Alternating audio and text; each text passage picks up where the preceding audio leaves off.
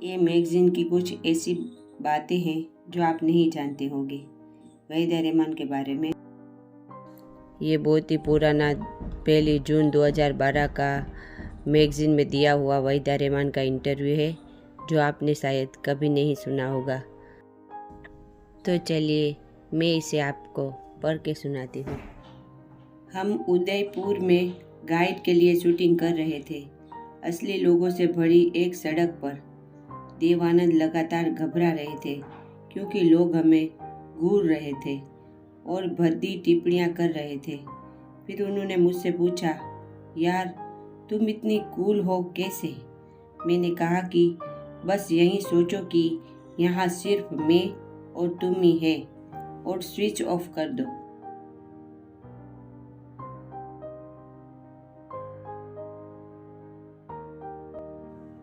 वैवाहिक आनंद। वहीदा के पति कमलजीत सिंह एक अभिनेता थे और निर्माता यश जौहर के पुराने दोस्त थे।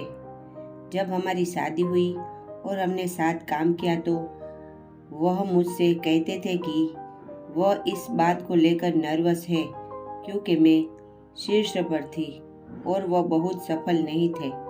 लेकिन वह हमेशा मेरी तारीफ करते हुए कहते थे, डार्लिंग आप कितनी खूबसूरत लग रही हैं। शादी ने उन्हें पहली बार सच में खूबसूरत होने का एहसास कराया। असली खूबसूरती का एहसास शादी के बाद हुआ और फिर जब मेरे बच्चे हुए। आप उस एहसास को शब्दों में बयां नहीं कर सकते। अपनी बाहों में एक बच्चा होना, वाह, इससे बढ़कर कुछ नहीं है। वहीदा कहती है जिनकी एक बेटी काशवी और एक बेटा सोहेल है।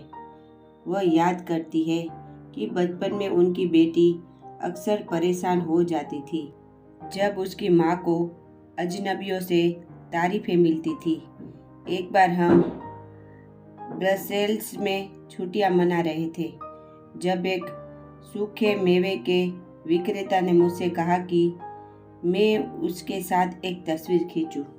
काशवी बहुत नाराज हुई, लेकिन मेरे पति ने कहा उसे फिर कभी उससे मिलने का मौका कब मिलेगा, उसे लेने दो। मेरे पति बहुत खुले विचारों वाले और समझदार थे। मामूली सद्गुण। वहीदा कहती है मैं हमेशा से ही खुले कपड़े पहनने में शर्मीली रही हूँ। गाइड। 1965 में ऑस्कर विजेता कॉस्ट्यूम डिजाइनर भानु अथैया ने उन्हें यह बदलने के लिए कहा।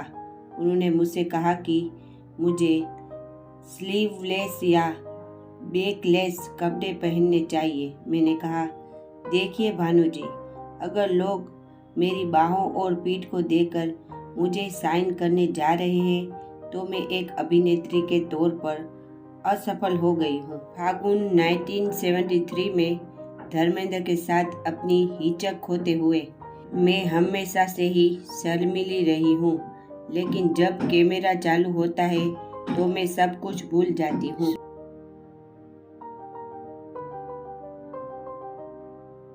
सौंदर्य की दृष्टि। मैंने जितने भी निर्देशकों के साथ काम किया उनमें से गुरुदत्त जी 1962 में साहिद बीबी और गुलाम, यश चोपड़ा और राज कपूर की सौंदर्य के प्रति गहरी नज़र थी। क्या चेहरा था। कैमरामैन अक्सर वहीदा 1958 की 16वां साल में तारीफ करते थे। फली नरीमन, जाल मिश्री और वी.के. मूर्ति जैसे लोग मुझसे कहते थे, तुम्हारा चेहरा बहुत आसानी से चमक उठता है।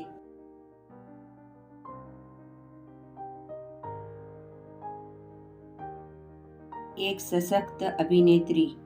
20 साल बाद 1965 में सह कलाकार विश्वजीत के साथ। उन दिनों हमें अभिनय का कोई परिचय नहीं था, इसलिए हमने किरदार को समझने और उस व्यक्ति के रूप में सर्वश्रेष्ठ बनने की कोशिश की। मैंने किसी छवि या शिकार न होने या खुद पर कोई सीमा न लगाने की कोशिश की। मैंने कभी नहीं सोचा यह मेरी छवि है इसलिए मुझे वैसा ही होना चाहिए या मैं वो नहीं कर सकती थी। मैं अलग अलग भूमिकाएं करना चाहती थी और अपनी पूरी प्रतिभा के साथ किरदार निभाने की कोशिश करती थी। अपने सहकर्मियों का दिल जीतना। वहीदा को अक्सर अपने सह कलाकारों से ढेर सारी प्रशंसा मिलती थी।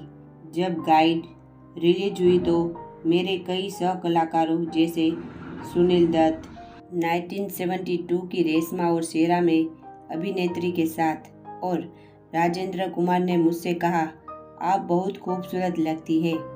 उन्होंने आपको खूबसूरत नहीं कहा, वह हंसते हुए कहती हैं। तीसरी कसम 1967 की शूटिंग के दौरान, जिसमें उन्होंने एक नटखट लड़की का किरदार निभाया था। फिल्म निर्माता राज कपूर दाएं वहीदा को बस मालकिन कहकर बुलाते थे। जो फिल्म में उनका किरदार था, उन्होंने मुझसे कहा, मालकिन तुम्हारे पास एक बात है। क्या कहा? और उन्होंने कहा, भले ही आप बिकनी पहन ले, लेकिन ऐसा कभी नहीं लगेगा कि आपने कम कपड़े पहने हैं। आपकी आंखों में बहुत गरिमा है। जब उन्होंने यह कहा तो मैं शर्मिंदा नहीं हुई, लेकिन मुझे यह अच्छी तरह याद है। यह आपकी आंखों में है। वहीदा इन राम और श्याम 1967। मुझे लगता है कि ईर्ष्या सबसे खूबसूरत व्यक्ति को भी बदसूरत बना सकती है। अगर आपका दिल साफ नहीं है तो आप इसे अपने चेहरे पर देख सकते हैं। यह कहावत है कि आंखें आपकी आत्मा की खिड़कियां हैं। बिल्कुल सच है।